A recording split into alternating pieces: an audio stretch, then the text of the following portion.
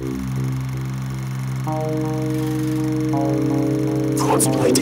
Podcast Network. What are your superpowers again? I'm rich. It's good to see you playing well with others again. Just like a bat. I dig it. Maybe temporary.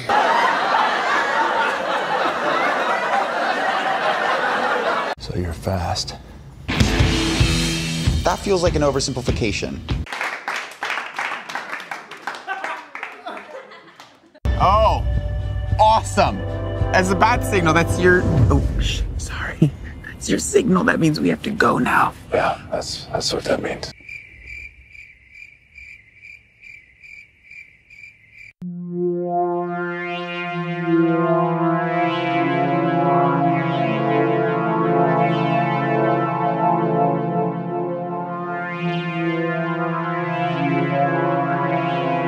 Blood and Black Rum Podcast presents Justice League.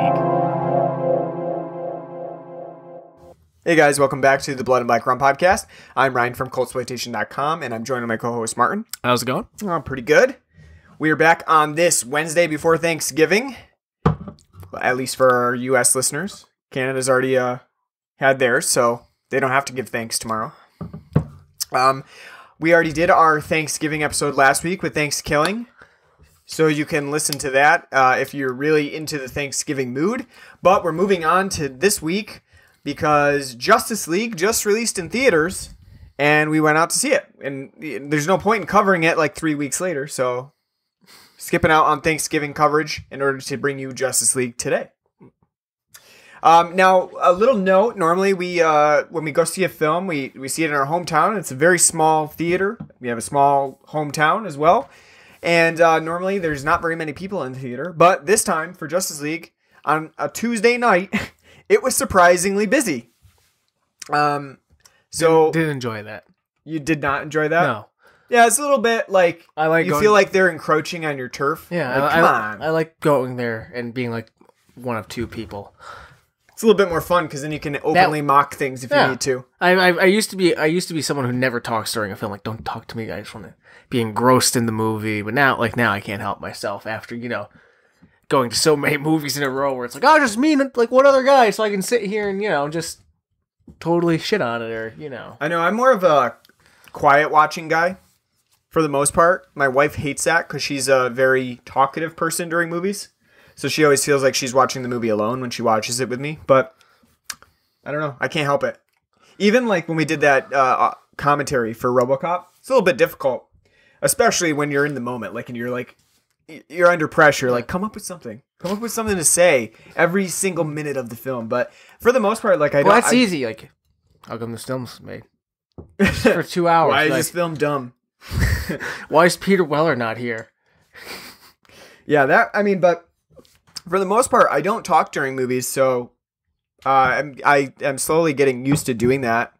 My wife is pressuring me to do it more and more, and I do tend to do it a little bit more with you when we're cracking jokes, cracking wise. And I think that, like, when we saw Batman v Superman, we were it was not very many people there, right? No. Not like Justice League. So we had a little bit more leeway to make fun of it. And at least I will say before we get into a full review or anything of Justice League, it's not as bad as Batman v Superman. So it has that going for it. So obviously there's a little less of a chance to make fun of it. And my sister wasn't here this time, which when we go see DC movies, we normally see them with my sister because she's a big fan of them. And then normally we clash. She's a fan of the men in them. Yeah. But normally we clash because she's very accepting of a movie's flaws as long as she, I guess you would say, like, I had fun with it. Well, because she's ingrained millennial. We're cusp millennials. We're critical millennials. I mean, like, we're on the cusp. We're right at the front end of being millennials. Yeah. So we're like, we have Gen Xers, bits into us. Yeah. We're a little bit more hypercritical, and she is not. So when we saw Batman v Superman, she was very just accepting of it. Just like, yeah, it is. And even Suicide Squad, just very accepting of it. Where it's like we're sitting there thinking like, how can you be accepting of this trashy rock strewn movie that just has no like sensical it's a nonsensical plot, just totally directionless.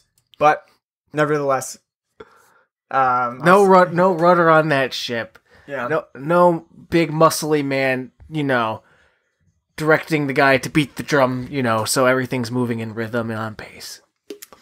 But I will say, like I said in the opening, Justice League is better than those films, so we'll say that right from the opening of this episode. So you kind of get a context of where we're coming from, because if you listen to our previous episodes, we did not like Batman v Superman.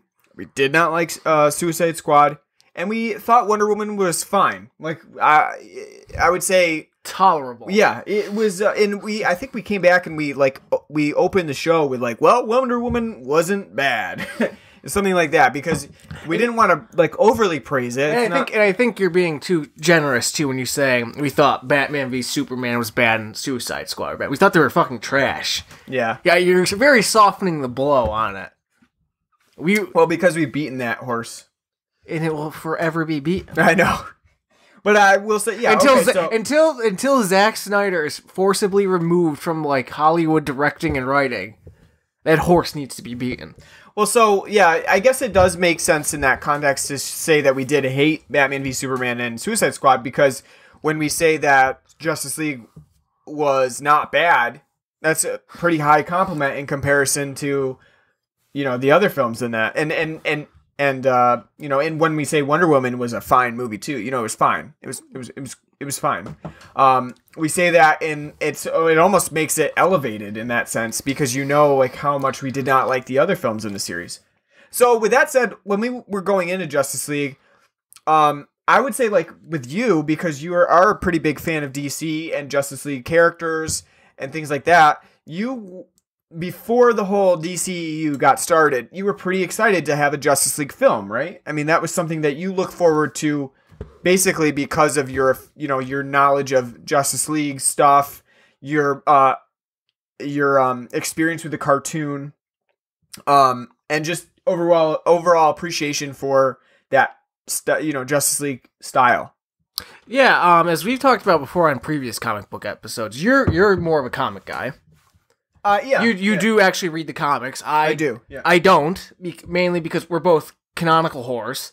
We love continuity. We love, and so like was for something for like me, like it's kind of hard to get in, jump into comics, because I want to start at the very fucking beginning and then work. It's like the same reason why I'll never get into Doctor Who.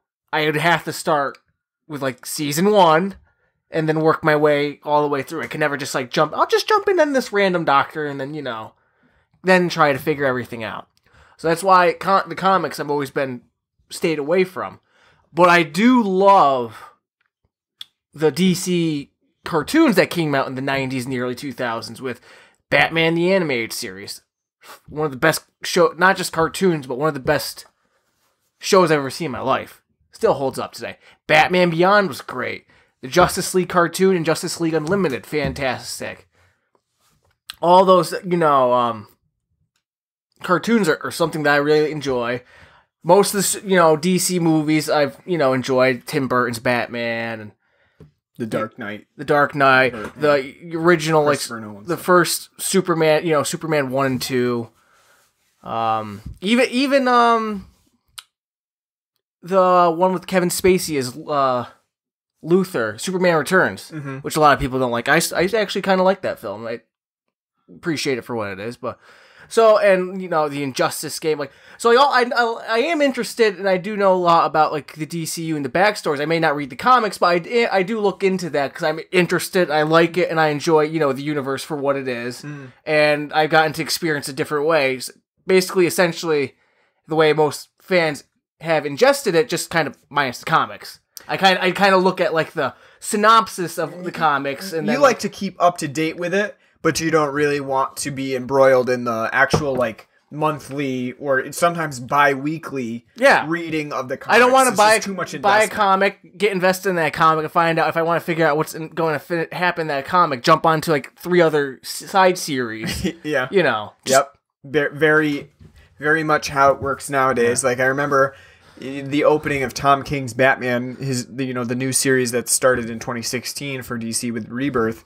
Like it was Night of the Monster Men, and I'll be honest, I read that online because if you were gonna do that, you would have to not only buy like the regular Batman series, but then you'd have to jump into Nightwing. You had to jump into Detective Comics, and they kept crossing over. So like you had 2 issues of each that you'd have to read in order to know what's going on. And so that's just too much. I mean, that's too much investment for me. But not only that, I will say, and this is kind of getting off topic, but I did forget to mention too, like the Arkham games too, fantastic. Also forgot to mention the original Superman cartoon, fantastic. Not only that too, you gotta think about it, for like our generation, who's the definitive Batman? Who's the definitive Joker? The 2 big, main staples, and hero, and not just DC comics, but in comics and like heroes and villains lore. It's Kevin Conroy and Mark Hamill, hands down. When I think of Batman, it's always going to be Kevin Conroy. When I think the Joker, it's always going to be Mark Hamill. My favorite Batman movie, surprisingly, is actually the Mask of the Phantasm, the first, animated one. I think, it's brilliant. Maybe that's like a whole different topic. So, I mean, that's how, like, with, like, DC, at least, that's my, why I like it. And yeah. And I would say that, you were excited for the Justice League until Batman v Superman happened, and before Suicide Squad happened. And even with, like, after seeing Man of Steel. Mm-hmm. And it's not only just because those films were bad in themselves, but that the whole direction, the idea of where this series was headed, was just really flawed. Because that for one thing, Batman v Superman, okay, that's fine, and it did have some lead up to Justice League, but then you do Suicide Squad, and it's completely unrelated, and it doesn't have any bearing on like what's to come with Justice League at all. After seeing Justice League, if you didn't see Suicide Squad, you didn't miss anything. It didn't lead up to anything. All that gleamed from Suicide Squad was the end credit scene between Amanda Waller and Bruce Wayne. Yeah, when they decide that they want to make a Justice League. Well, that he wants to, but he's getting intel on these superhumans that she already knows. But I mean, I have a couple of problems. I didn't like, because one, I don't like Zack Snyder. There is not a single Zack Snyder film that I've ever seen that I've enjoyed. I don't enjoy his direction. I don't enjoy his style. It's overly CGI, very focused on like slow-mo. Gotta have these crappy color palettes. Everything's like, yeah, it's made on a big budget, so like it can kind of look nice, but his style directing is style over substance, and that style's not even good.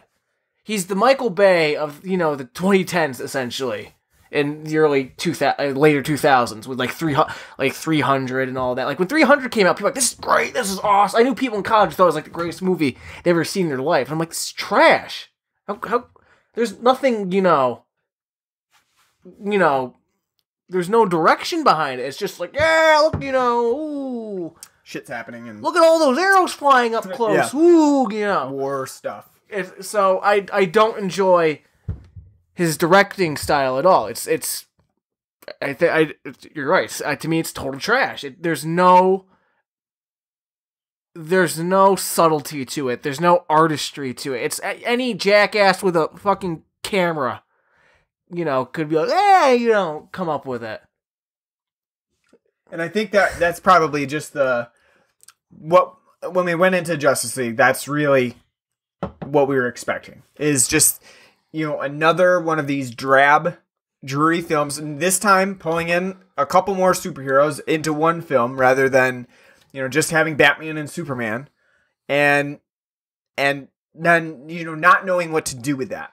So, especially when you have multiple superheroes in one film, that's a lot of juggling. And for, like, Batman v Superman, that really didn't even know how to juggle 2 people. 3.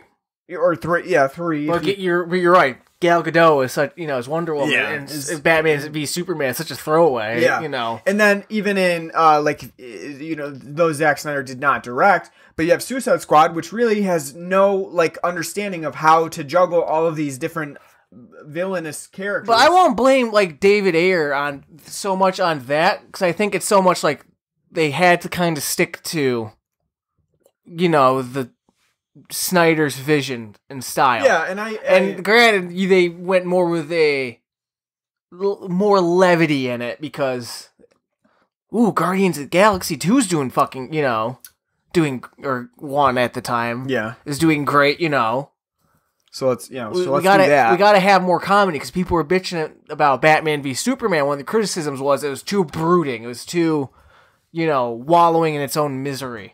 Which, again, it's not, there's no problem with making, like, these films serious. Christopher Nolan's films were serious. They were grounded.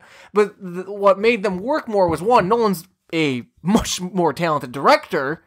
And not only that, but they're that seriousness, I think, was lended to the fact that the Nolan verse was grounded in reality. Yeah, it is. Like, neither Bane... He wasn't running around with, venom strapped on him. Yeah, neither Bane nor Joker were really doing anything that was so outlandishly comical. Like in what you get with like Batman v Superman or Justice League, which are much more fantastical in what they're showing. Part of that is just the characters themselves, like Aquaman is water-based, so there's some... He's an Atlantean. Right. So there's like comicalness to that's like inescapable. It's unavoidable. Yeah. That happens.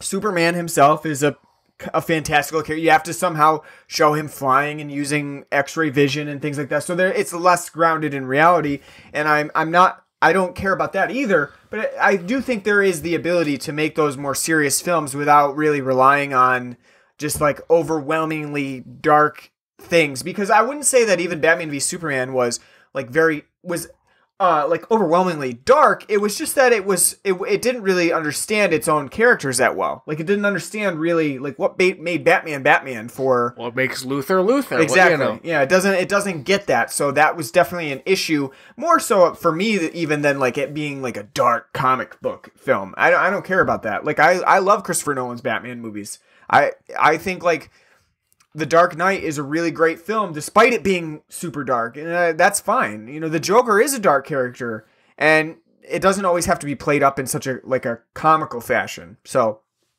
but anyway, that's how we felt like going into Justice League. Just not very excited. Kind of, and even with Wonder Woman being a minor success, I still wasn't like really gung-ho about Justice League, because for one thing, the direction itself seemed flawed.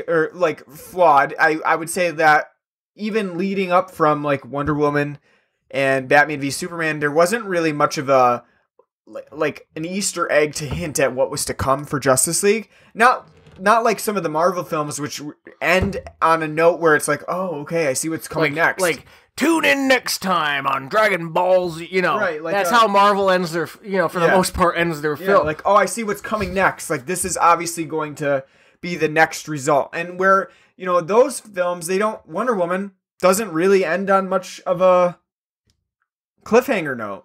And Batman v Superman just has a very small, like, tidbit of information that obviously Justice League will be coming and Superman will be coming back.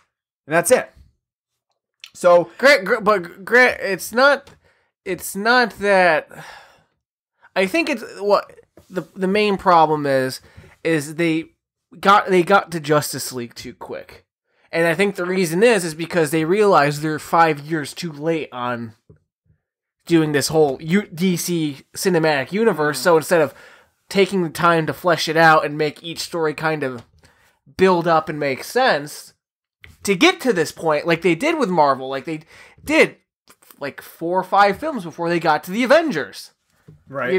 This one's like, we did again, Man of Steel doesn't even really count anymore at this point. Yeah, it's part of the universe, but that was like, there was such a break between Man of Steel and then Batman v Superman. Yeah. It's almost like it's not really a part of the whole canon for this Zack Snyder verse. I mean, it is because he did the film. It's the same. It's Henry Cavill. It's it all fall.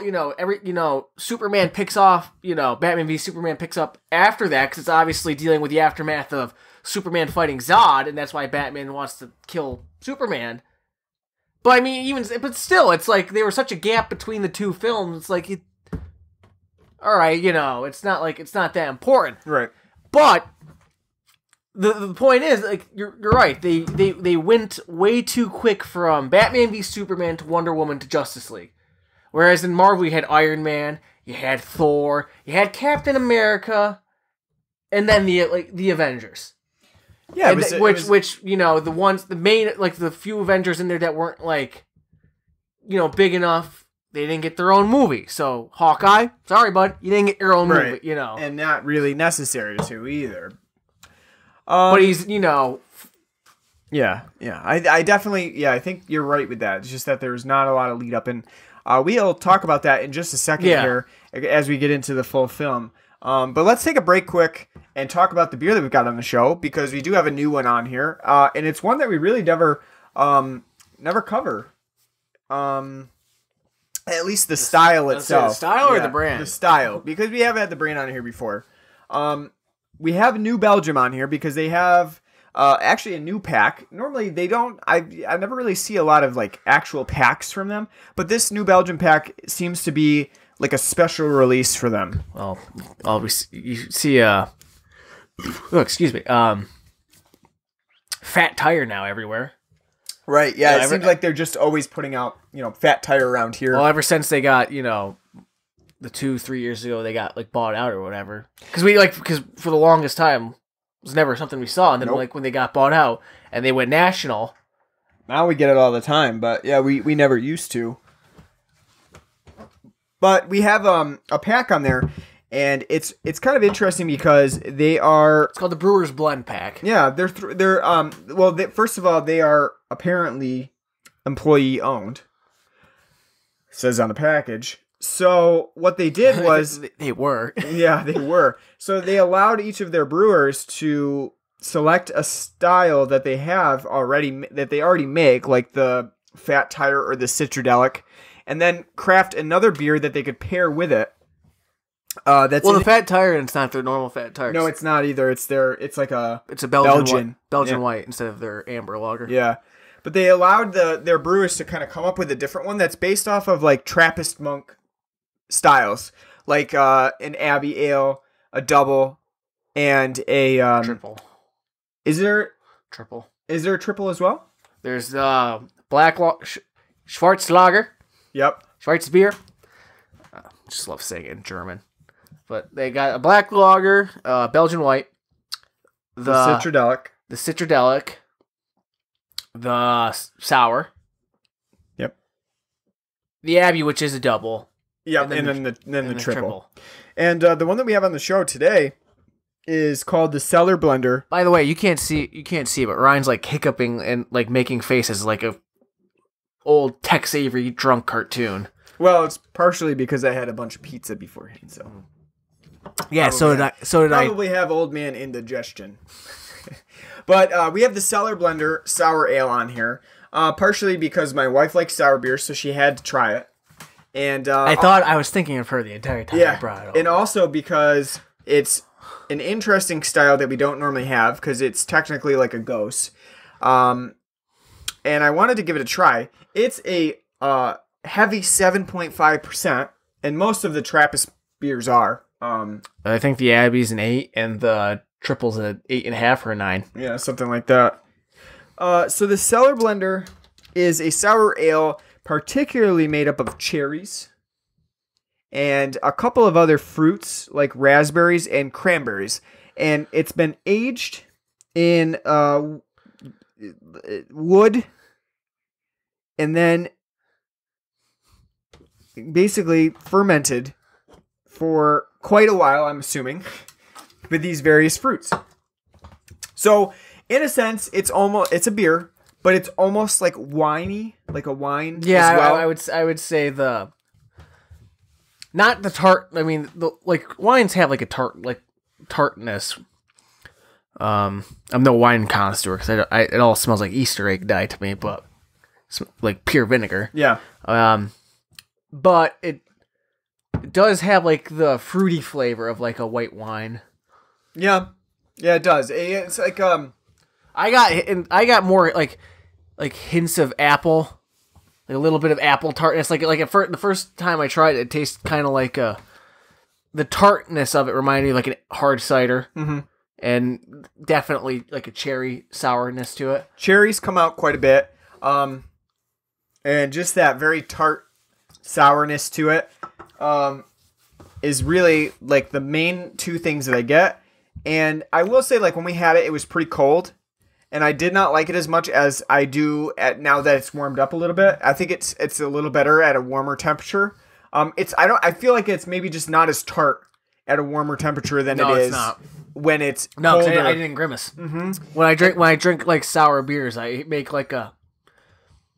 I would say that the guy in Dumb and Dumber who drinks the cop that drinks the warm beer piss. Yeah, that's the face I go. Yeah, when I drink like a ghost or sour ale, because I would say this is better at a warmer temperature as it warms up, just because you don't get that tartness as much. It does say 48 to 50 degrees on the bottle. But I mean, who sits there with like a thermometer like it's at 47, it's not ready yet. Well, when we first had it, it was quite cold. Yeah, so it was in my garage. So it was definitely like under that 48 degree temperature. However, so I'll start off by saying that I am not a huge fan of ghosts. I can drink them. Really? When did that happen? You used to be. I mean, I like the ghost style, and I can drink like one of them. But I wouldn't say like I would ever go out of my way to get a bunch of ghosts. Like I'm not going to say like, oh, there's a 12-pack of ghosts, I've got to get that. That sounds miserable. Right, exactly. It's just not something that I would go out of my way to do. And even if it's like on tap at a bar, I'm not going to go out of my way to order that one. I'm going to go for a beer that a different style of beer that I've never had. I feel like if you're at a bar and they got like a ghost on tap, it's just like if you get it, you just want to be like, oh, look at me, I'm trying something. True. I'm trying something new. Yeah. Unless you really are a fan of it. If I'm paying like $7 for a beer at a bar, you best be, bet your bottom dollar. If it's something new that I'm trying, it's gonna be like a style like that I know I can sit there and drink and not have to ponder whether or not I'm going to enjoy it. Exactly. And I can totally see like a bar that specializes in ghosts just being like also we're gonna have pickle juice on tap too. I love pickle juice. Just like various strains of pickle juice. And they could make a bar out of that. We're going to have ghosts and pickle juice and just have your fill. And I feel like that's what it's like. But the Cellar blender is good, and I think that New Belgium for this type of style, which they really don't make. I mean, as far as we know. Yeah, as far as we know, it seems like a very different style for them, especially going with this Trappist monk route. I think they do a good job with it. It's a solid ghost, and it doesn't have like the rottenness that some ghosts can take on if they're fermented for too long. Now, I would love to know because, and people, please correct me if I'm wrong. I have no shame in saying if I'm wrong on this, but from the variety of beer that we've had from New Belgium and what we see offered around here, not a lot of Belgian styles. So I find it funny that they're called New Belgium Brewery.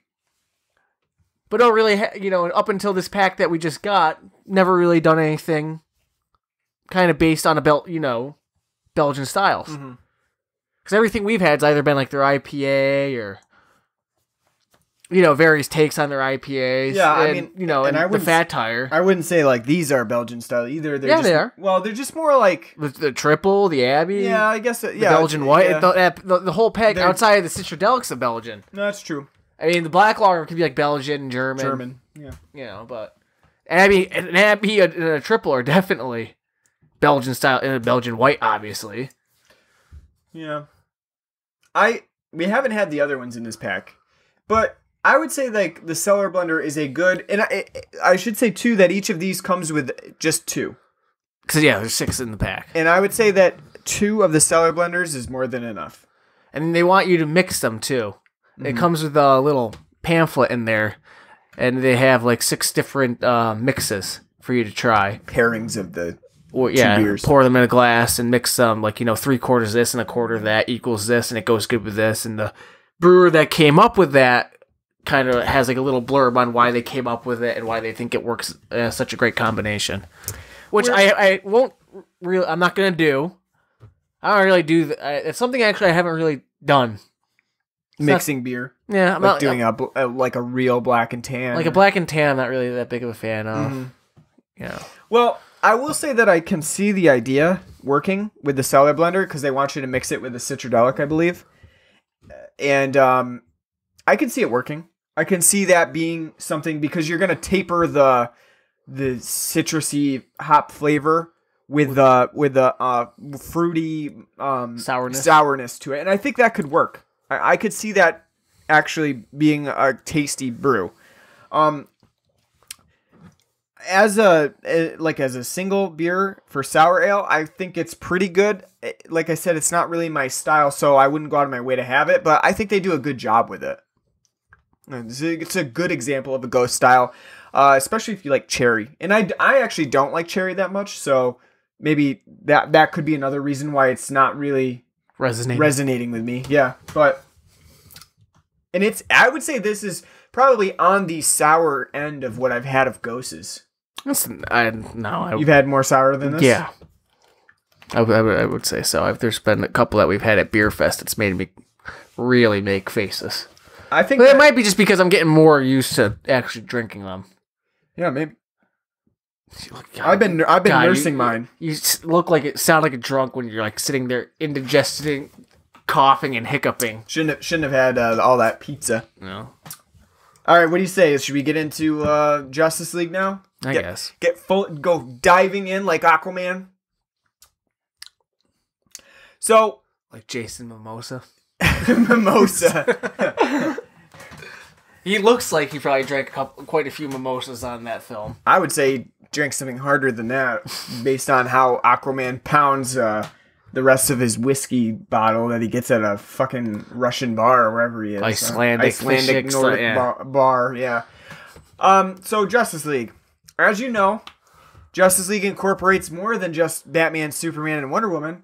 However, the film doesn't really seem like that's the case for a long period of time, because its focal point is on Batman and Wonder Woman, and seemingly somewhat strangely at times, whether they'll bone or not. Like, that seems to be like one of those, like, will they or won't they? Well, that's from the cartoon. Yeah. I mean, I think in some of the comic books too, that's kind of a. Yeah. I know some of the comics have like Batman and Wonder Woman kind of like, tee-hee, and other ones too, they have like Superman and Wonder Woman, tee-hee, tickling each other. But I definitely remember like in the Justice League cartoon, they're constantly kind of like, yeah, but not like in like a, oh, they're so silly. It's more like you can tell like Bruce and Diana, they really do care for each other. Yeah, there's like I would say there's a flirtation here in Justice League that is kind of played up by more so by Gal Gadot, who they use as a flirtation device. Someone should tell Ben too, like, don't go there. Your name will be in the paper soon. If Yeah. Well, Bruce looked at Diana the wrong way, and now I like that he's getting sued for millions of dollars. I like that phrase too, flirtation device, as we're talking about Aquaman and flotation device. It's pretty good, but anyway, no pun intended. Yeah, so, but anyway. Her flirtation device is her ass, because this film has a lot of Gal Gadot close-up ass shots. Yeah, like it does, yeah. It does. And the film knows it's demographic. Not only that, but we'll talk about that a little bit when we get into Wonder Woman specifically. But I wanted to start off by talking about the other members of the Justice League besides like Batman, Superman, and Wonder Woman, because they really don't get that much time in this film. The B team. The B team, yeah. So we're talking about Aquaman, Flash, and Cyborg, all of whom have not gotten a standalone movie yet, and that really shows. Which is a problem. Yeah, absolutely. That's actually, even though we have said previously on Thor Ragnarok, and actually probably a couple other superhero films too, that we're getting superhero fatigued. We're getting franchise fatigued here, because the fact that you're seeing, getting 3 films from Marvel a year, And it's like, you gotta be fucking kidding me. Now you got DCU coming out with, 2 films a year, just about. Even with that, we feel as though the Flash, Aquaman, and Cyborg are getting the shaft here. Because in the previous films, they've had no build-up. Exactly. At least in some of the Marvel films, you get even just a mention of like, oh, that guy's off doing that thing, or there's like a somewhat small shot of like them meeting up with another character that you're gonna see later on. There's a lot of exposition in this film too. It's like, man, couldn't that be a great film? Like to get like we said, like the backstory they give to Cyborg here should have been a fucking movie. Or not, if not a movie, should have been in a different movie that leads up to this movie. By the time you get to Justice League, you should know who Cyborg is and what his backstory entails. Well, the bigger thing with Cyborg is that he's here to just be the tech guy. Yeah, he's a tech guy because that's what he can do. And a lot of this plot actually revolves around Star Labs. And if you don't know from the comics or even Injustice, I guess, what Star Labs is, well, guess what? You are missing an integral part of this film, because it does do a lot of like exposition dump for Victor Stone and Cyborg's character, which we don't really know much about at all. Don't you also love too that his dad is Miles Davis? From Terminator 2. Yeah. Talk about typecasting. Yeah, but the bigger thing is also, like, not only is Cyborg doesn't really get much of a character, but he's also comes off for a lot of the time as just whiny. And that's not Ray Fisher's fault as Cyborg. And it's not even like the film itself as a direction that's at fault. It's the fact that we don't get to see anything about Cyborg previously. So yeah, if you were blown up in an explosion and you lost most of your limbs and you had to be reborn as almost entirely cybernetic, an alien computer, because your dad used this alien technology called a mother box, which you had the most dangerous knowledge too, because you have a bunch of knowledge that you don't know how to process. You'd be a little whiny too. You would be. But the problem is that the film does not go into Cyborg's past at all. We really get passing mention of the fact that he was blown up and that his father chose to save him. He was a college, college football star, but he's also incredibly intelligent. Yeah. So it's like, okay, so we couldn't have a film where you see him like go to college. He's really smart, but he's also super athletic, and then something happens that turns him into Cyborg. Yeah, I'm not saying like a Cyborg film would be like the most exciting thing, but if you're invested in this franchise, you'd at least be like, okay, I understand, why they're making this film. Kind of like how I kind of assume with like the Marvel universe, when you think about it, it's like really a Doctor Strange and a Black Panther film. Yep. They seem like an odd choice, but at the same time, you can kind of understand why. And from what we've seen from the Marvel cinematic universe so far, it's like, really, Ant-Man got a fucking movie?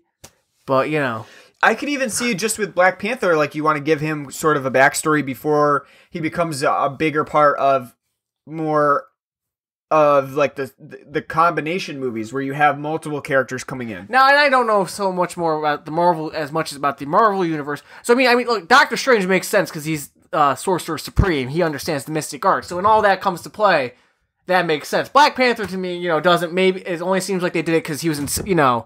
They introduced him in Civil War as being on Stark's side. For registration. I still think that a Cyborg film would work. I'm not saying it wouldn't work, but I'm just saying because, at least for me, when I associate Cyborg, I just think of, Teen Titans. Right. Which, again, amazing show. Teen Titans was great. Yeah. I think it could work, though, and I do think that this film needs it. Especially, too, with, like, The Flash, where the one thing that's really strange about this is that they have a Flash TV show. So it is technically canonical.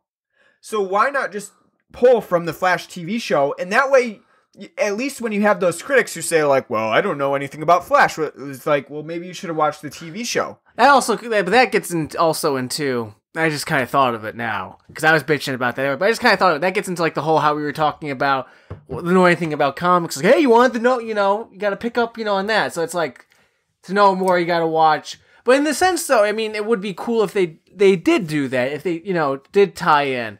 Yeah. But what I think the bigger issue here is because they don't. Anybody who doesn't watch the Flash TV show, you have no knowledge about the Flash. You get a very limited picture of the Flash.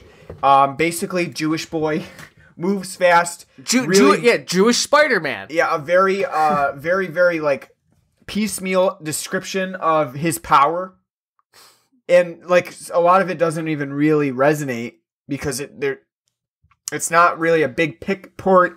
A big point of this film is like Flash's power. He just can run really fast, and sometimes he just saves people because he runs really fast. And that's really what he does in this film. If you know the comics and like all that, it's like, oh, the Speed Force, and but that's only mentioned like twice. Like, oh, I call it I tap in, the Speed Force, and but other than that, he just comes across as like a Woody Allen caricature and Spider-Man. We made him a teen. Why? Well, people love that new fucking Spider-Man. Yeah. Cracking wise and being having high school problems. I think more so with like the Flash 2 is that the film doesn't really want to tap into the complexity of what happens in the Flash comics, of like talking about Speed Force, talking about like that sort of meta and like metaphysicalness to like the Speed Force and lightning and time. They don't want to get into all that. It's more so like, well, he runs really fast. Just imagine them doing like a Flashpoint movie. Yeah, I know. What a Zack Snyder Flash. I mean, even Justice League, which we'll talk about in a second for storyline, even this is very convoluted for just a very simple plot. So yeah, to have something like Flashpoint or like a long running storyline within the comic series, or like Forever like Evil Blackest, or something, Blackest Night or something. I can't even imagine it because it would just get so convoluted. But anyway, and Aquaman probably gets the biggest shaft here. So Jason Momoa, though I don't think he's terrible as an Aquaman, even though I really would say that he doesn't look anything like Aquaman. Made him into California surfer dude. Yeah, from my experiences with Aquaman, he's nothing like an Aquaman whatsoever. And they try to because Aquaman, I think, in DC universe is kind of like a not well regarded character. He's more so like it's Aquaman. But he is really strong though. Like he's really strong. But I feel like people are not really attracted to him for whatever reason. It's just like it's Aquaman. It's like, okay. Yeah. Because everyone's obsessed with Batman. Yeah, but even Superman, people are like, people don't like Superman because he's a god essentially. I think they try to cool him up here with Jason Momoa. Because besides the fact that this guy can talk to fish and has the power to control water at certain points, he's not really much like the Aquaman that I've experienced. So I think they try to cool him up a little bit. He drinks whiskey. He is gruff. He doesn't like being, he doesn't like Atlantis and he doesn't like the world, but he, saves people because he just, Just because. Yeah. Because he can. Because he's afraid of his own emotions.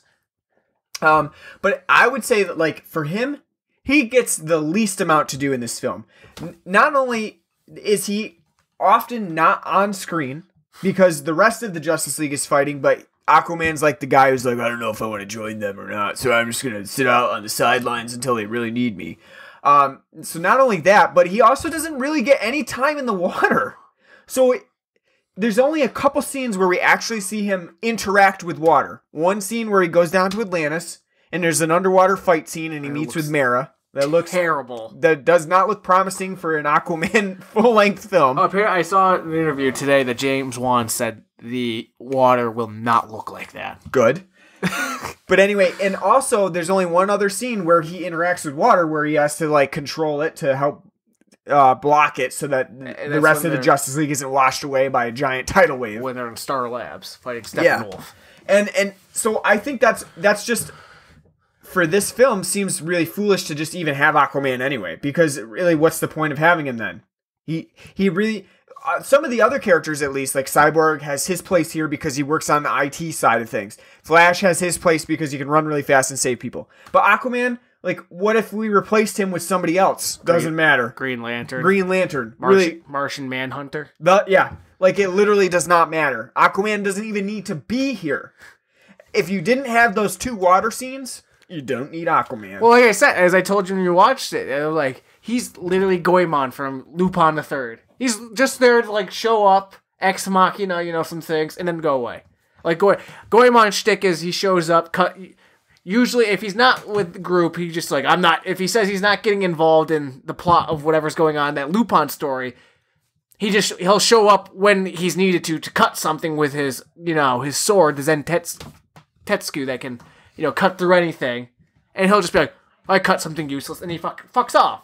That's what Aquaman does in this movie, essentially. Yeah. He's like, I'm not fucking enjoying, you Batman, you're crazy. In front of like 300 people, like, Bruce Wayne, you're Batman? Yeah. I'm not joining you. Hell with this. And then what's he do? Water's gonna drown them all? Thank God Aquaman showed up, to stop the water. Yeah. But other than that, he just says, there's nothing else for him here. And that and to like surf on some of the parademons. Like, Cowabunga! Like, he's like I said, he's surfer dude. He's like teenage, like, Cowabunga, woo! Yeah. It's fucking stupid. It's all very much a waste of his time, really. And he could be just out boning Amber Heard as Mara, so. I mean, you're right. I don't have a problem. That big of a problem with this being the original 6 for our Justice League of Cyborg, Flash, Aquaman, Batman, Wonder Woman, Superman. I don't either. I don't care. But I do think it would be so much better to be like Green Lantern, like have Green Lantern or something like that. But I think kind of like they're staying away from Green Lantern because of the shitty Green Lantern movie. So they're like, we'll touch upon him down the line. Right. Which, that does make sense in the way they're kind of framing the story, because it's all going to build to the war with Apocalypse and Darkseid. So it makes sense, like, to have down the line, like they're doing with Marvel and Doctor Strange showing up later, as Sorcerer Supreme to kind of deal with the mystic part, to have down the line, and the same thing with Guardians of the Galaxy, too, like, down the line, we'll run into the Green Lantern Corps, and, because obviously... Yeah, but they're the Green Lantern Corps. They know what Apocalypse and all that shit is because they're the Guardians of the Galaxy. But you at least have to build them. No, I know. They'd have to do a Green Lantern film and stuff. I'm saying, so I'm fine with Green Lantern, not being an original member of the Justice League because it makes sense in how they're building towards Darkseid in this. Which, again, that's another thing I'm glad that they did in this film, too, is that the first villain for the Justice League isn't Darkseid. Mm-hmm. We'll talk about that in a little bit too. I don't know. We're trying to keep to a particular agenda. Well, you know what? When the film fucking sprawls all over the place, like we've seen in some of these, it's hard to stay focused. No, I agree. Because this film's not focused either. But anyway, so the main point there is that Flash, Aquaman, and Cyborg, while they're fine in this film, and I don't have a problem with them being part of the Justice League, I definitely think that we're missing the backstory needed. I think we should have bring them in. At least had a Flash and Aquaman film. I don't think Cyborg would need one. I think, and especially too, because I think with the way I agree. Like I said, like the way Cyborg, especially now, is associated with Teen Titans, it'd make more sense for him not to get a film. Have him like his backstory be interspersed in the past films, because Flash makes sense. We've already met in Suicide Squad Captain Boomerang. Mm-hmm. That's a Flash villain, or so and I agree with that too, because I think in here there would at least be reason to recruit Cyborg in the film rather than having Flash and Aquaman already be kind of pulled into the Justice League. Here it makes sense because they have to kind of Cyborg's included because they need his expertise, really. And his connection to the mother boxes. Yeah, exactly. And so that makes sense. And like they could have pulled him in, but already had Flash and Aquaman waiting in the wings to come in to actually join Bruce up. Like we've already seen, like Bruce already knows who they are, what they do, because they already have a backstory. Because as this film says, like Batman's been Batman for 20 years. Like my God, wow, you're sitting on stories that could be told. And that's where I was telling you, like that gives me the great idea. Like they should do a Batman anthology movie. Make the next Batman film, especially because the way this universe is set up, don't have him fight and what's progressing within the franchise. It wouldn't make sense for Batman to have some kind of villain to do. make it be an anthology movie about, you know, how Bruce became Bruce. Yeah, I like and the things that he's had, his encounters like Joker, Penguin, Two-Face. Make a 2-hour film and make an anthology of it. I like that idea too, because like that's what Batman annuals are. You know, when they have the annual issues of the series, and that's what they do. They do like an anthology, and a lot of times it works because it's a truncated story. I mean, now we're working on so many Batman stories that it is hard to find like a long-running serial of a Batman story that hasn't been done before. And not only that too, if you did an anthology film, you wouldn't have to use like Blow Your Load and do like a bunch of big villains. Yeah. You could do like a 30-minute story of him like fighting the ventriloquist, like, or the Mad Hat, or just like Scarecrow, or so like one encounter with Scarecrow or something like that, or the Mad Hat, like a B-list villain, because Batman does have the best rogues gallery out of all. Even like his B-list villains are really cool and unique. You know, so it'd be cool, yeah, no, I think that's... Because it's not like they're ever going to really probably ever do a Batman movie where you see him fighting Clayface. Yeah. So... I think it's a good idea. But, all right, so moving on from those 3 characters that join up as Justice League characters, but don't really get, you know, their own films to go off of. Which they need. What did you think of the storyline? Because, really, I think one of the biggest things with this film is that Steppenwolf, I would argue a very lesser known villain, riding on a magic carpet. Yep, is the main villain. I'm gonna call him Lord Shinnok. Yeah, they totally ripped his design from Mortal Kombat 10's Shinnok design.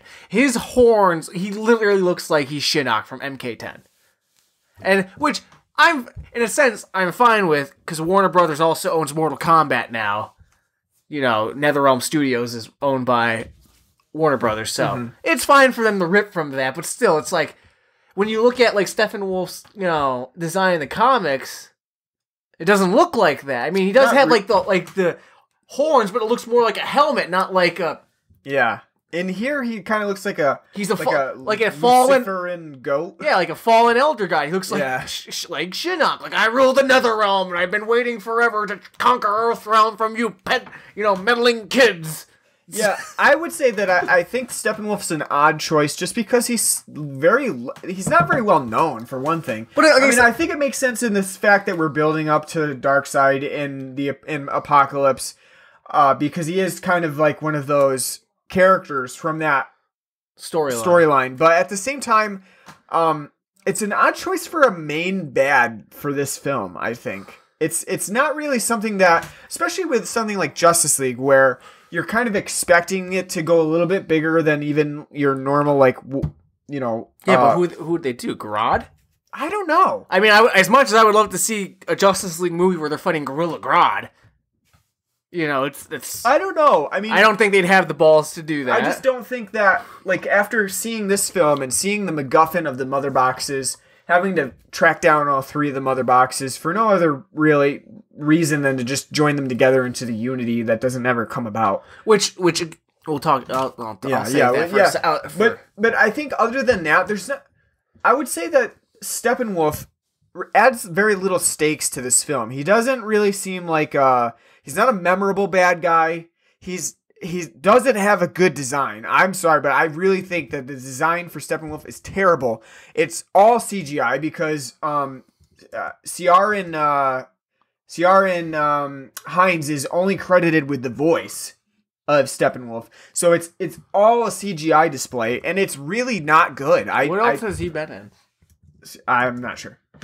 Which kind of shows how what they kind of think of you know, that role itself. If they kind of went with someone like that, people are kind of like, oh, you know. Yeah, I mean, I just think that, like, Steppenwolf is an odd choice. Like, not very many people know about him. And I would argue that he doesn't bring much tension to the film because he just seems like a very generic bad guy who seems unstoppable until they figure out what to do with him. There's nothing about how they stop him either that really screams like Justice League had to work together on this one. Well, Yeah, well, you're right, because once Superman shows up, he just beats the living shit out of him. Yeah. Which, if that whole part of him, like, at the end, like, they're struggling to fight Steppenwolf, because Cyborg's trying to figure a way. He's the one that's got to separate the mother boxes from joining, because he's got the technology and he knows what to do. And they're struggling, like, Wonder Woman's putting up a good fight against Steppenwolf, but she's not necessarily strong enough. But as soon as Superman shows up, he beats the living shit out of him. And if you're not a Superman fan, like, he's just because he's God, because Superman can fucking do anything, then you're not gonna like this movie. Because what does Superman do? Shows up and beats, like, no struggles whatsoever. Right. Besides the Justice League being able to raise Superman from the dead, it's basically like Superman saying, like, well, thanks, guys, for being there, but I got it. I'll take it from here. And, like, literally, he does everything else. And the Justice League like I said, with the Justice League, you should feel like everything that they're doing is kind of a means to an end. Like, they're all putting in their own help to figure out how to beat Steppenwolf. And not only that, the reason why Steppenwolf comes back is stupid. After Superman dies, he says the fear in mankind is brought him back. Like, they've lost hope now. There were 30 years where Superman wasn't on Earth. What the fuck were you doing then? Yeah, and yeah, during those Cold War years where, like, they had a doomsday clock and they're counting down, to, that wasn't the time for you to come back? Oh no, now that Superman's dead, people are all sad, and that's the time for you to come. It's very, very, what's the word? Willy-nilly? No, not, it's a more fanciful term. Oh, okay. Arbitrary. Yeah, it is, yeah. It's the reason for him coming back is totally arbitrary. Not only that, but the mother boxes themselves are very arbitrary. Because when we find out, they're like, one's on Hippolyta. Yeah, I mean, not Hippolyta, on Thermopylae, and, Hippolyta's got, her Amazonians guarding them. Why the fuck didn't we see that in Wonder Woman? Exactly. Where we see in all the Marvel films, like, hey, there's the Tesseract, so it's like, follow the bouncing ball. Like, these things are important. Right. They're going to come back. Like at the end of Thor Ragnarok, when Loki walks into, Odin's vault and looks at, the Tesseract, that's going to come into play. Yeah. So why the fuck, and again, that would make more sense too, to have an Aquaman film before this. Because the Atlanteans have one. So even if you just got a glimpse of it. Yeah, so then, so that they have one. And then in this film could be the one where you show where man's kept it. And if you find out, Star Labs had, and again, that's another way to build Star Labs and build them up in the other films too. Like the shit that Star Labs is doing, instead of just like, Star Labs is in the film now, and also they've been working on the Mother Box, and they've also been studying, Zod's ship the entire time. Yeah, it's all like, you kind of like, if you don't know the comics, you got to sit there and you have to make all the Yeah, you have to make the connections yourself. A lot of detective work. Yeah, because if you didn't know what Steppenwolf was and you didn't know what the mother boxes were, you probably haven't read the comics from Jack Kirby, and you didn't really do any research before you went into Justice League. But to be fair, should you do if you want to see a film? You shouldn't do any research to go into it, especially if it's doing what they want it to do, which is not have all the baggage of needing to go back and read all of the comics. Obviously, it should reward people who have done it before, but there shouldn't be any necessity to doing that. And I think because you're trying to lure because these films aren't meant for comic book fans; they're meant for everybody. And this fails. Warner Brothers wants to make a shit ton of money. Yeah, they're not looking for just diehards. The storyline just does not do, I would say, the original Jack Kirby stuff justice, because, like I said, Steppenwolf is not a very entertaining villain. He's a very generic bad guy, bitching about Mother and how he's going to strike fear into the hearts of all. He's just evil. Yeah, you just need Mermaid Man. You just need Mermaid Man from SpongeBob to be like, evil! I mean, if you think about why you like the Rogues galleries from the comics and these characters, it's because they all have their own weird quirks and their their Gimmicks characters and- and gimmicks. And Steppenwolf literally has, like, if you replace Steppenwolf in here with, like, the Marvel villains, it wouldn't have made a difference. Like, it's so you would. I was thinking like Enchantress. Yeah, yeah, Like from Suicide like, Squad. It It's wouldn't like- have made a difference because they all have the same thing in common. It's just that they want to end the world in some way, and it's very generic, and there's not much to it. And I would say like the Mother Box storyline and the Steppenwolf, I found it very boring to me. It's a good enough reason for the Justice League to form, To assemble, an sure. alien invasion. But the fact that you're right, it's so. I mean, I think it could work. Like, you don't necessarily have to have Steppenwolf be interesting, but like I said, the fact that we didn't have previous films to show what the Mother Boxes are, what they do, and that, like, Aquaman, Flash, Cyborg's backstories, and all that, if they did all that, then I'd be more fine with, okay, it makes sense.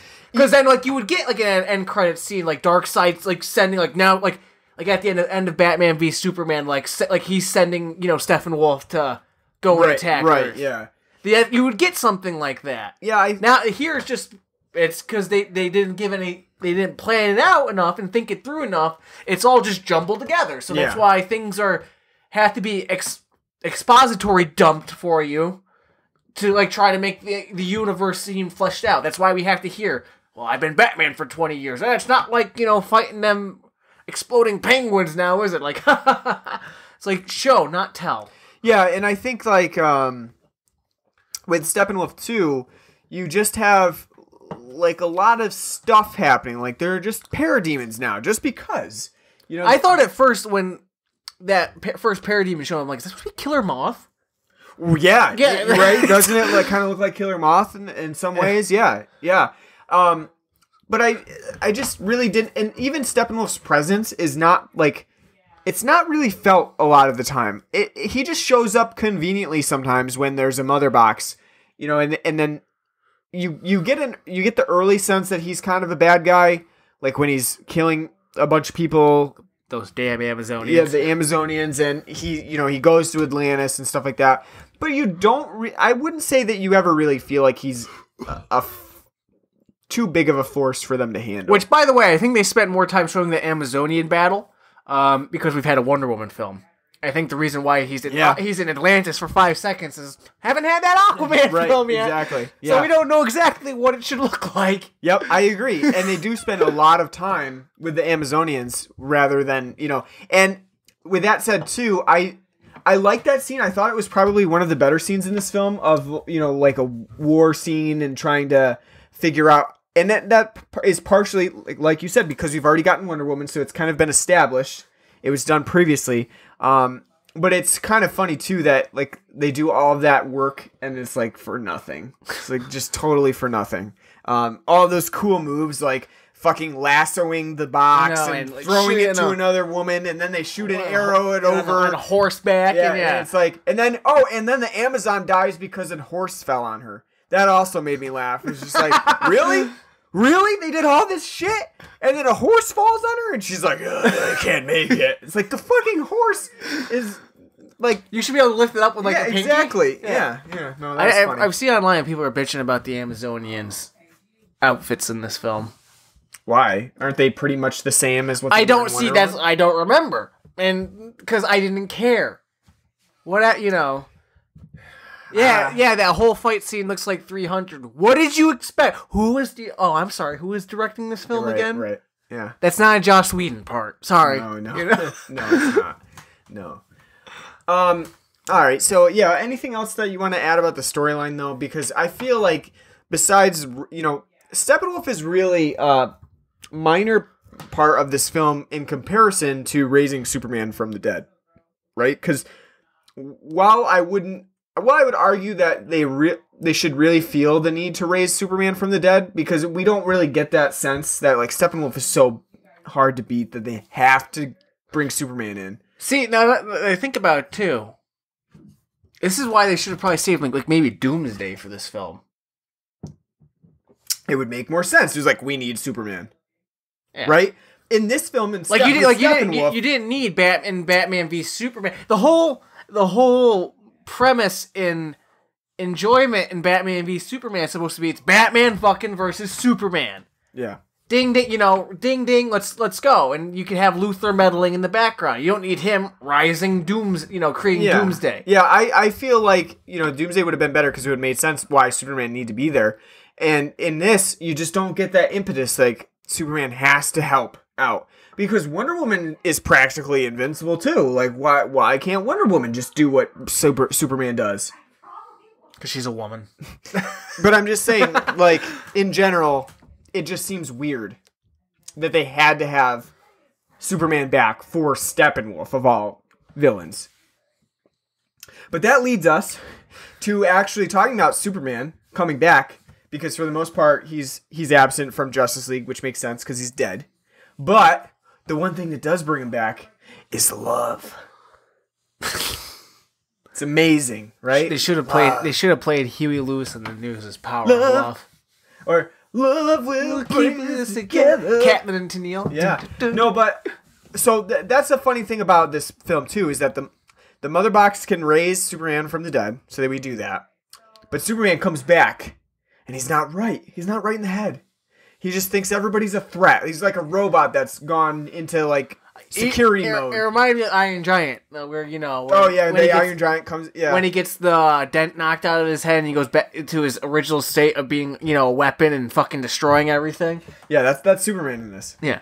And the only thing that brings Superman back is the big guns, which is Lois Lane. Lois Lane's boobies for a little bit, saying like, "Oh yeah, there's other things in this world besides just shooting people with my laser eyes." It's got X-ray vision, and you can see right through that shirt that Lois Lane's wearing.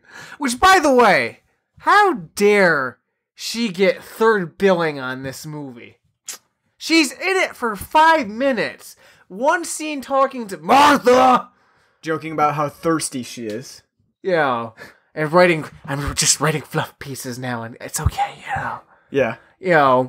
And then she's not even in the what? Like, that made you mad in itself. Yeah, no, that pisses me off. Yeah, but anyway, that's just, I think that this is up there. This scene is up there with like the Batman v Superman. Both are Marthas. Both mothers' names are Martha, because the whole thing is really dumb, right? Like, why, out of all things, is Superman just put right back to normal because he sees Lois Lane? It's just a dumb maneuver. They don't explain why he's acting the way he is. Is it because of the Mother Box? Did they corrupt him in some way? Yeah. Is he just pissed off and he's finally allowed to I'm gonna beat the shit out of Bruce Wayne? Is he just mad at Batman? Yeah. Which that scene's all ruined too. Like, I'm gonna make you bleed. Superman says to Bruce, and then after he gets in the fight with Bruce and the rest of the Justice League, and then he walks up, flies off with Lois because he's like, "Aw, yeah, I remember sexy bath time from Batman v Superman." You got Ben Affleck lying on the ground like a jackass, going like, I'm bleeding. Yep. So that's another thing too, is that we talk about how this film does have a flawed direction, and part of that is at the beginning of the film when we meet all of the other parts of the Justice League, because this film has to juggle all of the characters solo before it brings them in as part of the Justice League. Arguably not a very good job of juggling them. But it's also very tone deaf in the way that it melds Joss Whedon's work with Zack Snyder's. Which he's not credited. He's not credited as director, but he is credited as co-writer. But we all know from the stories that they brought him in to reshoot and to add levity. And it is not seamless. No, it's not. It is very apparent where Snyder ends and Whedon begins, because. And I won't blame that on him. No, absolutely not. Because he's working with a piece of crap and trying to, untarnish it as much as possible. But not only that, like I'm sure when he got brought in, Warner Brothers like, you do that Avengers shit. You do what made you famous, guys. Exactly. And he's probably like, or we'll bring somebody else in. So he's probably like, he's right. I'm sure that there was the implication that you just inject the humor wherever you can. And he was probably like, I can see him saying like, I don't think this fits in with like the rest of the scene. It's like, too bad. You know, that like make it work. A production note was like, just put it in. You know, they had Tim Gunn on set from his Bravo runway show, like make it work, make it work, just like make it work. Like I can't do this. Like it doesn't make sense. Why would Batman in this scene, be like, he's like, make it work. You can totally see that because this film's tone deaf. Yeah, it is. It's like very very serious scene, and then Batman's like, yep, something's bleeding, and it's not even in like a way that's like, oh, like that, like a deadpan, like, it's dead serious, but then like a deadpan style delivery that would make the humor work. It's totally like, we're all gonna die. Then all of a sudden Barry Allen's like, I gotta eat a lot of pizza.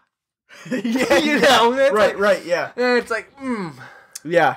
I definitely think that this is not Joss Whedon's fault. And I was surprised when we were in the theater too, the amount of laughs. Chuckling. Guffaws. Chortles. They're just a bunch of chuckleheads. Like, I mean, I like Whedon's work, and I like, his style of kind of sarcastic and wry deliveries often. I love Buffy the Vampire Slayer. And so do I. He does write that style well. But when it's compared to Zack Snyder's style and you try to mash them together, it's inevitably going to fail because you have that really they're two opposite tones that's just not, no matter what you do, because you couldn't reshoot the entire thing or like do the script over. Could you imagine? It'd be like $1 billion film if they reshot this thing. And you just don't have that leeway to be like, well, let's roll this joke from something semi-serious into something very comic. And so I don't blame Joss Whedon for this. I do think it was a production thing that was like, just put something funny there. And he did what he could. Like they did with Suicide Squad. Exactly. Like they're like, this film's like, because like this film's supposed to be funnier, David. It's supposed to be jovial. What's going on? They, made him go back and reshoot, My favorite thing, though, about when people criticize the way that like, Suicide Squad ends up or the way that Justice League has ended up is that they feel like we're criticizing that it doesn't have enough humor in it, or then now that it does have too much humor. That's not the point. The point is that in Justice League, they took a very non-humorous script and had to try to infuse humor into it. It doesn't work. Or they took Suicide Squad and they had to reshoot it so much that it fucking became a jumbled mess of nothing. And it's not because it was too comedic. It was because it just didn't go together. It didn't flow. And that's what happens when you try to take reshoots and just stuff them into a film. It's like taking two different puzzle pieces and be like, these are going to fit. Like, it's not fucking fitting. And that's the thing with this film. I wouldn't say it's egregious. Like, it's not as bad as the last two films. It's not, no. But it's still, this film's, like I said, totally tone deaf. Like, why is, like, God bless this film. We're both big J.K. Simmons fans. Why is he Gordon in this? Well, it's like such I think you mean not so much as why is J.K. Simmons Gordon, but why is Gordon necessary in this, for one thing. He gets we haven't seen 2 minutes. I know, and we didn't see him in Batman v Superman or anything. Was he just there because so Barry Allen could be like, oh wow, that's your signal. I mean, Batman's signal. Shit, I can't say it. Haha, Yeah, and probably getting ready for the Batman, which is apparently in like post-production and does have J.K. Simmons in it as Gordon. I mean, I'm fine with him. I think he could do a good one. They should have just left him bald, for God's sake. He doesn't need the toupee. Looks silly. He looks absolutely ridiculous with that. He does. It's like yeah, he kind of looks like a guy who was thinking like, when the emo craze began and he was like, I don't have much hair, so like, what if I just start trying to like pull it out as much as possible and like do a like forehead swoop and make. Do you think cool. Dean Koontz was gonna give him hair plug? Yeah, right. No, I agree. I mean, we have the films haven't been particularly like consistent with how they match with the comics. Like Deadshot Will Smith is black in Suicide Squad. He's white in the comics. That's fine. I don't care that they changed the character. So I don't care that Gordon in this film has no hair. Yeah. Like it doesn't bother me.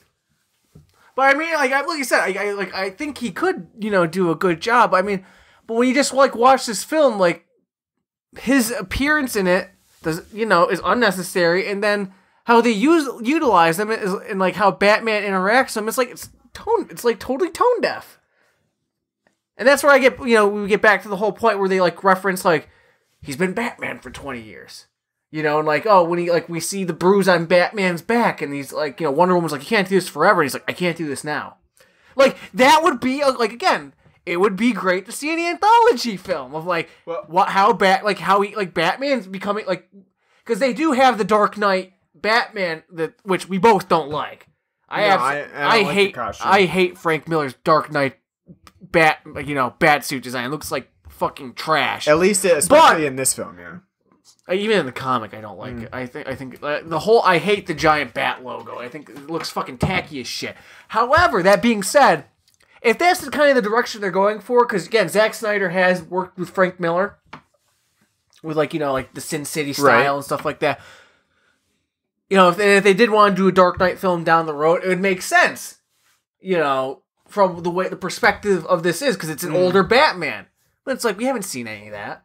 We don't know any, Yeah, and it's unfortunate too with J.K. Simmons being Gordon because, like in general, Batman and Gordon have a fun rapport.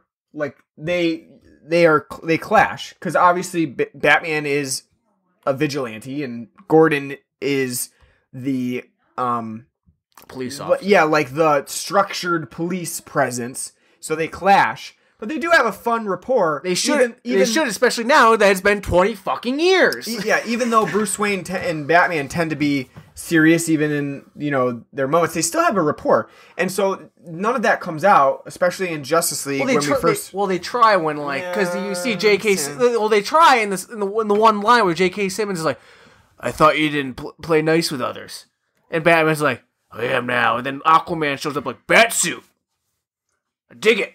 And he's like, for now. Right. So it's like, yeah, they're trying. It's like, that's supposed to be a subtle hint how Batman's in the comics isn't technically a member of the Justice League. He's, he helps when, and that's another stark contrast too. One thing I don't like is after Batman v Superman in this film, Batman's like, we gotta have Superman. The world needs Superman. Where in the comics and in the Justice League cartoon, Batman understands Superman's value and how he could defeat things, but he has a contingency plan. In this film, his contingency plan is Lois Lane. In the comics and the TV show in Injustice, he has kryptonite weapons that to kill Clark. Every member of the Justice League, and even in the cartoon, when they find out he has contingency plans for Superman, it's like, I have a contingency plan for all of you. If you ever go rogue, if Green Lantern, you ever go rogue, Hawkgirl, if you ever go rogue, I have a contingency plan to stop you. Mm-hmm.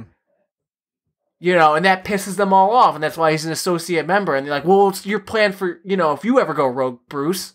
And he's like, it's you guys. That's why you're formed.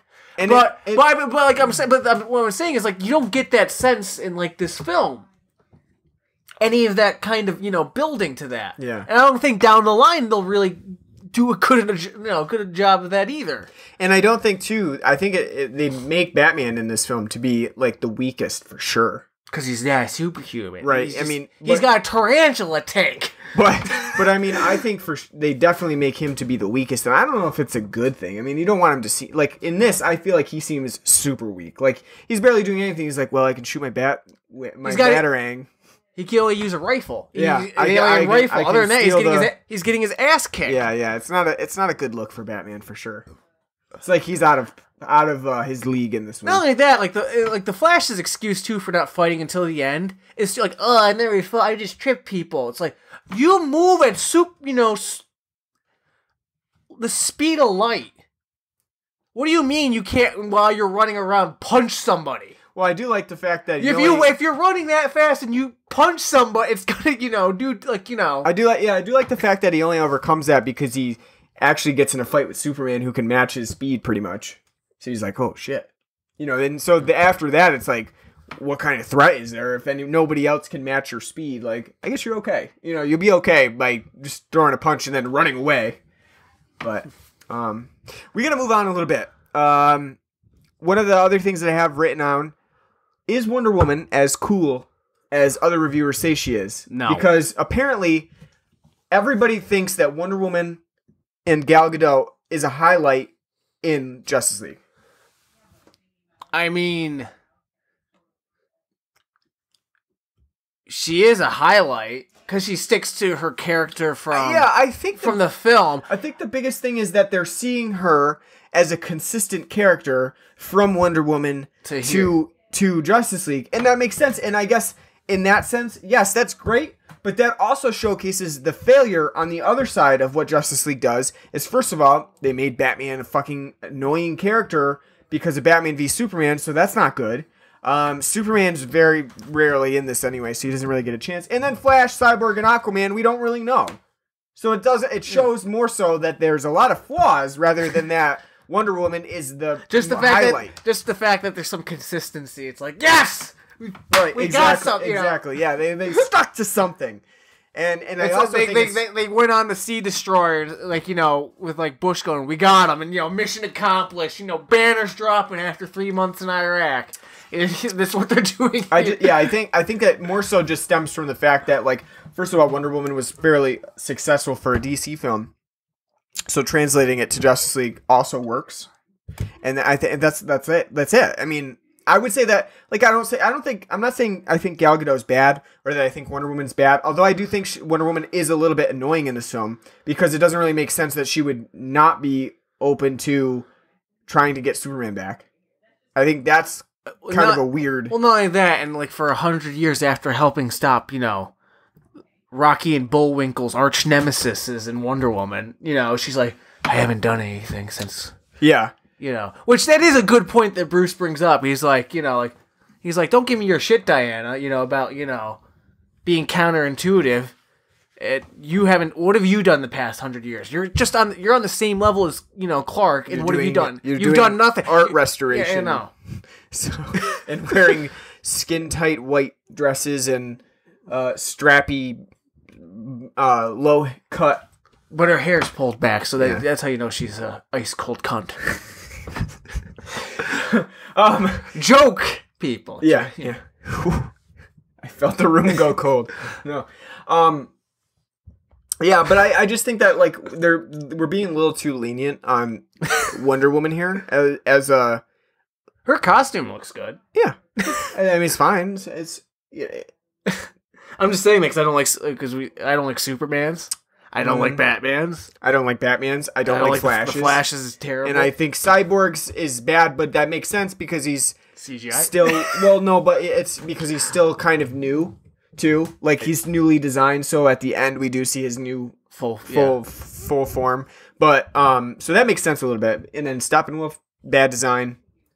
Parademons, They don't. Yeah, they're all right. Like Power Rangers. I mean, they're basically like CGI anyway. So, but look,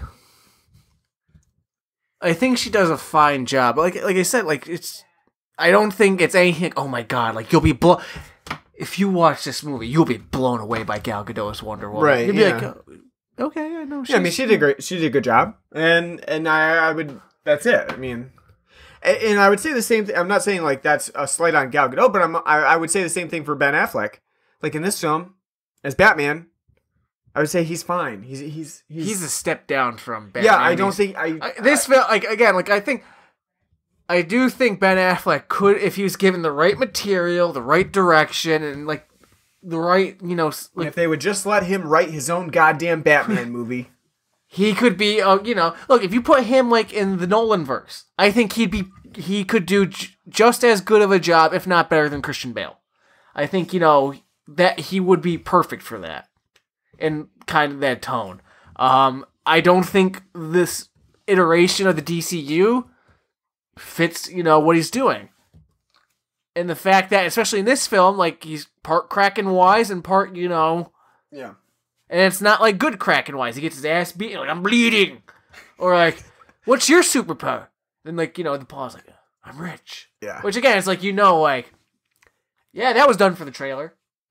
That line was specifically written in there for like, we need a trailer, we need a line for the trailer. Something that's gonna hook the viewer in, like, yeah! Yeah. Be like, yeah, he is rich. Yeah, I know. Goddamn billionaire. Yeah. All right, let's talk about CGI. As we have said before with DC films, DC tends to have bad CGI, and it doesn't get better with Justice League. Looks like a PlayStation 2 game. Yeah. Where'd your $300 million budget go? I think one of the big things, and so I wouldn't even say though that this is the problem though, is that like, so Justice League is not grounded in reality. It is very fantastical. It does have a lot of elements that need to be CGI'd. However, so does Thor Ragnarok. And Thor Ragnarok looks, for the most part, pretty good with CGI. Whereas, compare that to Justice League, and the CGI in Justice League does look like video game graphics that just didn't turn out very well. It a lot of the time when you're watching a scene, it's fucking CGI'd. Like the entire thing is CGI'd. The Gotham background, CGI. The one scene where like they're standing on like a beach or something, I can't remember. Not on Thermopylae, but like there's like one scene I remember they're like them standing like in like the woods or something. It's like CGI. It's like you couldn't shoot that on location. Oh, when Wonder Woman and Bruce Wayne meet, like in the park area. Yeah. I think even like when they go to like the Kent house in Kansas. Oh God, yeah. CGI. Yeah. It's like you couldn't fucking like actually have a location for that. Yeah, you had to CGI that. Yeah. Like, are you kidding me? Come on. I mean, and then you even have is the animation like computer graphics guild like union in Hollywood that strong, or no? You got to fill this many jobs on this film, right? And even like what I said, like Steppenwolf, CGI.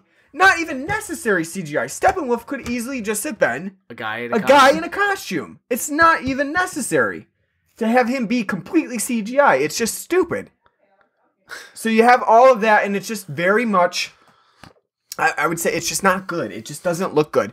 You have the final battle scene that, again, takes place in a fiery brimstone landscape, otherwise known as Russia. But no, seriously though, again, like with that stuff, why? Again, how have they not heard the criticism? Literally, everybody says it after every superhero movie now.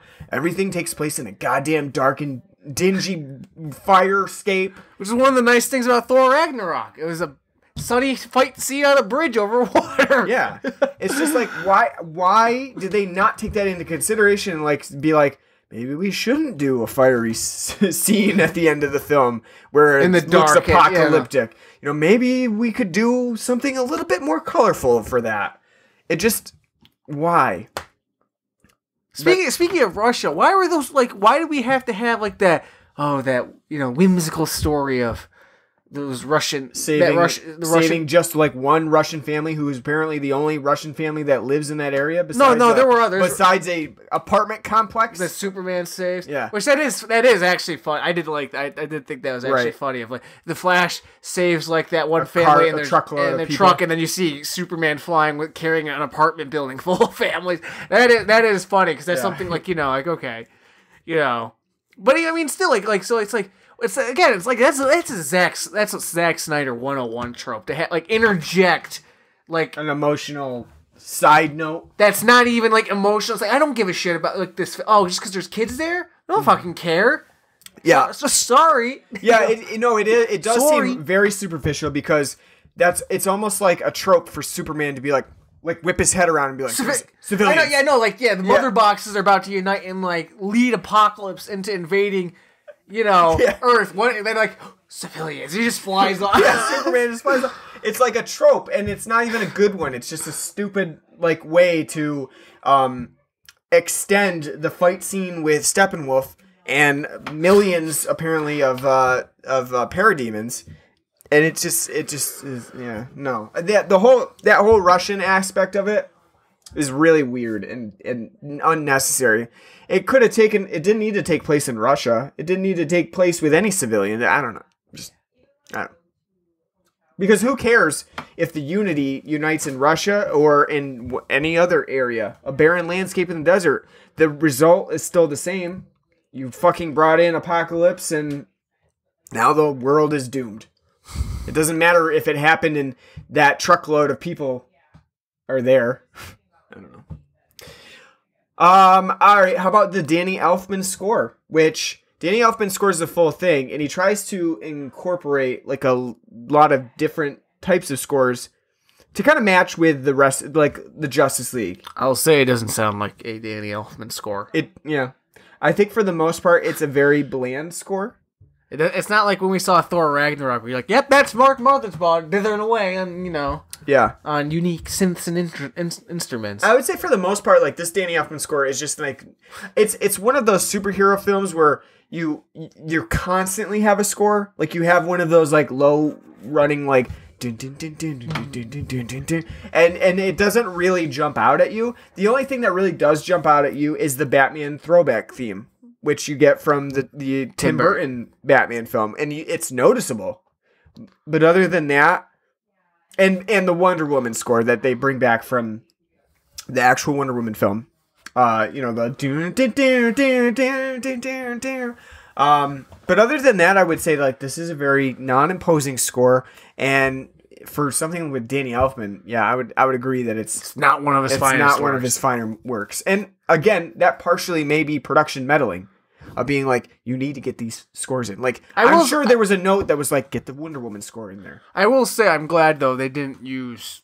One of the fears was when they brought Joss Whedon on board to like redirect and retouch scenes, like to add more levity and stuff. Like they were gonna throw in a rock soundtrack, and it's like, ugh, that is what we don't need. Like like this whole trend of like, let's take classic rock songs and jam them in here in a manner that doesn't work, or even worse, have a terrible cover version of it, like the end come together. Yeah. Like yeah. I don't know who does that cover of the Beatles Come Together. It's fucking miserable. It's just as bad as Aerosmith's cover of Come Together. It's come together and then like pounding.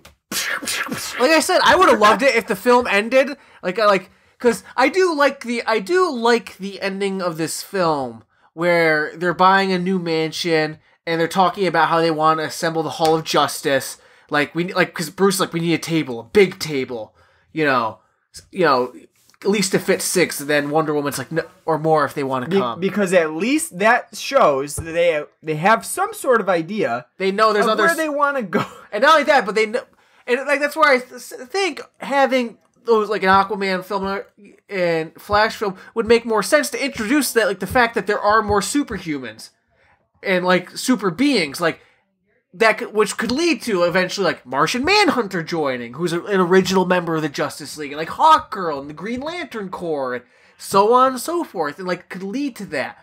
So I mean, I like that ending. I think though, if they built this universe up more to where we know more about the ongoings of it, and then get to Justice League, that'd make more sense, and that'd be great. It's like, I can't wait to see, Green Arrow, come here, or, Booster Gold, if, I would love them if they ever did that, or Blue Beetle. They're never gonna do something like that, but it's like, that'd be cool. But I do like that ending. And I think after that, because I'm feeling nostalgic, I think ending on, like, the Justice League Unlimited, like, that nice rock, theme, and that guitar solo, that would have been like great, like, but I digress. That's me like fanboying on that part, but well, how did you feel about the Deathstroke ending? The post credits scene with Deathstroke and Lex Luthor. One, why is Lex out of prison? Because he was able to replace himself with a person that was also bald. Was that? I thought that was Jesse Eisenberg. No, the person in prison there was just another guy that was also bald. And it was like, he laughing like the Joker. He escaped. Yeah. Which, by the way, that flyover shot like of his yacht and whatnot. So, what is this, a Bond film? It's like, he's like driving a fancy speedboat up to a giant yacht. Yeah, it's like I'm watching a Bond film. Like, I don't like I'm fine with, obviously. I think I'm guessing Deathstroke's gonna have to play a part in like the Batman movie. I mean, hopefully, right? Or whatever. Because if you think about it, like, he's not going to go up against Aquaman. No, he's not gonna be an Aquaman. That would just be stupid. Or like if like, they do a Flash movie, like why? Yeah, why would he be in Flash? I mean, it makes sense. He does interact with all of them in the universe, but I mean, like out of all of them, it'd have to be Batman or Cyborg, because he's a big villain in Teen Titans. But I mean, I don't think his introduction, like, I mean, I don't see where it's going to fit and go. Not only that, you also have Lex saying he wants to start his own, like, in Justice League. Mm-hmm. Okay, got a couple of problems with that. One, why would Deathstroke care about that? He's a mercenary. Mm-hmm. He's a for-hired gun. Like, Deadshot. He's a villain, but because who's going to be hiring people, someone like Deathstroke? It's not going to be Bruce Wayne. Like, oh yeah, it's going to be villainous people. Mm-hmm. So he's a villain by a sense because he's a mercenary and an assassin. So why would he be interested in like joining like Lex's league? He's like, oh, you're just going to pay me to be hired help? Okay, that's not interesting. Not only that, okay, so then we haven't seen any other villains. Who's Lex going to, hire? Mm-hmm. Or like, get to follow his scheme? Yeah, really. Not only that, as we said watching at the end of the movie, where the fuck's Suicide Squad during all this? Yeah, like, why? They were good enough to take out Enchantress, who's like an evil goddess herself, and destroy her. Where's Waller and like in the Suicide Squad? She didn't just think it'd be good. She obviously would have known who Steppenwolf was, and him invading and what the mother bought. She would because she's that character. She has all that intel. She knows she's a puppet master. You mean to tell me she probably saw that like, I'm gonna sit this one out. Yeah, we'll let Bruce deal with this hopefully and not get us killed. What the fuck were they doing throughout the entire film? It's a good question. I don't know. So I mean, and I don't really have feelings one way or the other about. It's not a good tease for like future films. It's like, okay, well, just because I think from what we know about what's coming, it just doesn't seem to fit in. Aquaman, no. The Batman, I guess. It just seems again like we're getting a tease that really is not going to come to fruition until much later, and then at that point, it's like, well, why do it? Why not tease something immediate? Like maybe an Aquaman villain or something like that. Or like him going back to Atlantis. You know, like I've decided I want to come back to Atlantis, Yeah, there's just there's no lead up to like what's we know is coming soon. And it just shows like how disjointed the scheduling and the planning for these DC films is. I don't know. I would have done it differently. Right? All right. Any other issues that you or positives or negatives that you can think of? We didn't really bring up a lot of positives, but yeah. Jeremy Irons wasn't bad. Yeah, I mean, again, he wasn't bad, just not used well. J.K. Simmons, obviously, we like him. I like Jeremy Irons too. Yeah, but Henry Cavill's not bad, I guess. Oh, there is something. The opening of this film is terrible.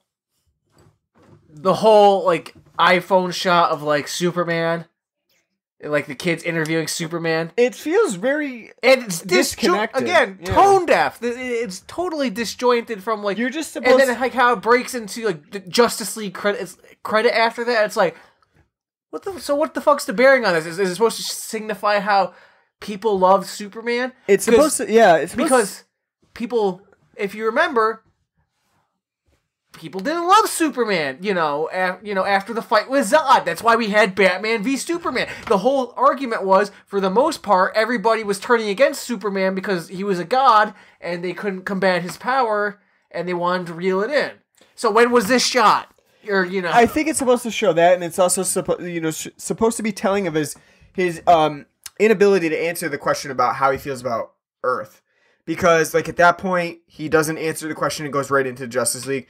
And then later on, he finds out, like, I love living. I don't want to die again. You know what I mean? So he's, like, kind of found his calling on Earth as a superhero. But, no, you're right. It doesn't work very well. It feels very disjointed. The film never calls back to it at all.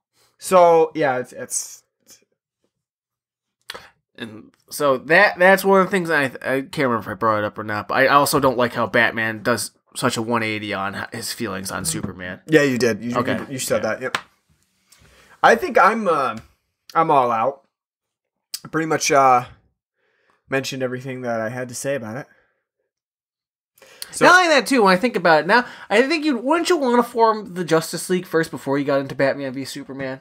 Wouldn't it make sense maybe down the line to have that, like, they again, clash, like sort of a civil war sort of thing. You know, again, like I said, like how like he's Batman's he works alone. He's a loner. He only trusts himself.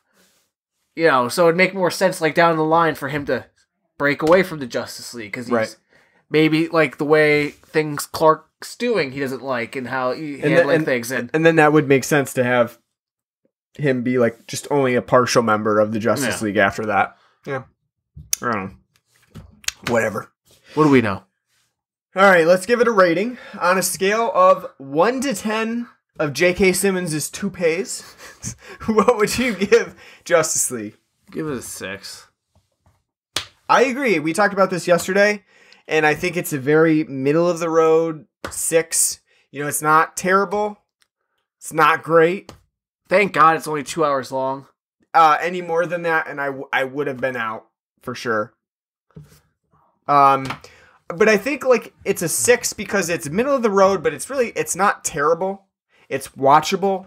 It's not Suicide Squad level of like disjointed where it's very difficult to follow. However, the mother boxes and the Steppenwolf as a character, they are very bland and also pedantic would be another word I would use. Not only that, but it's just in general convoluted. Like it doesn't have a very good handle on exactly what the mother boxes do. If I wasn't a fan, if I didn't know more about the DCU, I would probably give this film like a 4. Because I'd be like, I didn't, like, what the fuck, Star Labs? What are mother... They'd just be like all these... could prattle off a list of things like, what's going on? I don't understand. Like, right. You know, it's almost like, read the Titan comic that, you know, goes in with this. They'll tell you more about it. You know? where Cyborg come from, you know, things like that. But I would say, like, in the scheme of things, this is not as good as Wonder Woman. Because I believe I gave Wonder Woman, like, a 7. I think I gave it a 6.5 or maybe a 6. I would say this is not as good as Wonder Woman, but it is the second best of the recent slate of DC films. And I think I would actually say Batman v Superman would be 3rd, and then Suicide Squad would be 4th, in my book. No, I agree. And so I would say, like, even though, you know, it's second, it's a huge step up from Batman v Superman. So if the DC films keep continuing on this trend, that's okay with me. I would like to see them get exponentially better, though. I think you're gonna need a whole new director. Yeah, I am curious to see what they do with Aquaman, especially with James Wan at the helm. Interesting directing. It is, yeah, it is. It's interesting, and I'm hoping he can maybe infuse something into this. Who's he gonna be fighting? Jigsaw? Tobin Bell under the sea, or a bunch of puppets. Wouldn't that be great if Tobin Bell ends up playing like the villain in that? You know what would have been funny is if James Wan, because he does have a fascination with puppets. They show up quite a bit in Saw, in Dead Silence, what he directed. It would have been funny if he did like a Batman with a ventriloquist. I would watch that because that would have been like right up his alley. Yeah. But I think I am interested to see what he can do with Aquaman.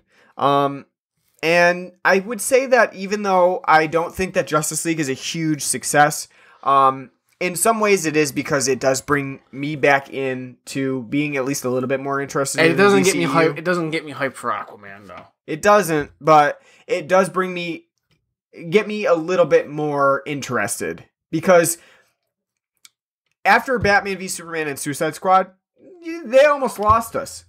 And then Wonder Woman brought us back because it was like, oh, okay, that was not bad. And I would say Justice League is a step down as okay. And I guess that's enough. It's enough for me to be at least a little bit more interested in the DCEU and not rag on it as much as I had been. It just makes me want to play Injustice too. That probably has better graphics and it does. Yeah. It's better fight scenes. Like I said, where did this $300 million budget go? Bringing Joss Whedon in. If you're gonna sully my name by making me do these ridiculous rewrites and trying to cram my differing style into Zack Snyder's movie, then you're going to pay me a lot of money to do it. That's what I would say. 200 million of it would. Right? But I don't know. So just think about it. It's like such a waste. It is going to recoup it, but I know, but still. yeah. Like For a geez. subpar movie. I know, For but films that have like a fifth of this budget. I can't even think of a movie that's even come close to a $300 million budget. Mm-hmm. Like there's been like $200 million budget movies, but I can't think of anything like that came close to $300 million. Yeah, and it does seem like a waste in that it's just a subpar. Because if the film's not gonna like gross $1 billion worldwide, it's like why bother? Right. Like I don't know. Guess that's what you can do if you got all the money in the world. Just piss it away on Zack Snyder projects. All right, so what do we have next for the show? I don't know. You're the one with the schedule. Next week, I don't know. I really don't know. We never ended up doing Phenomena. What episode number are we at? 95 will be next week.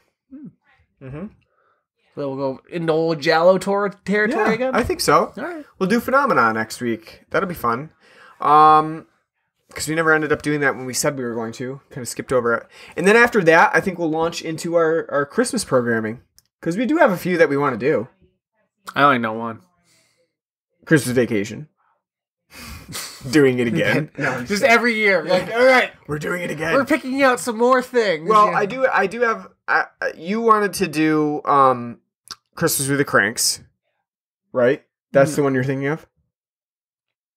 Well, yeah. And then everyone's going to get to experience the drinking game that everyone loves.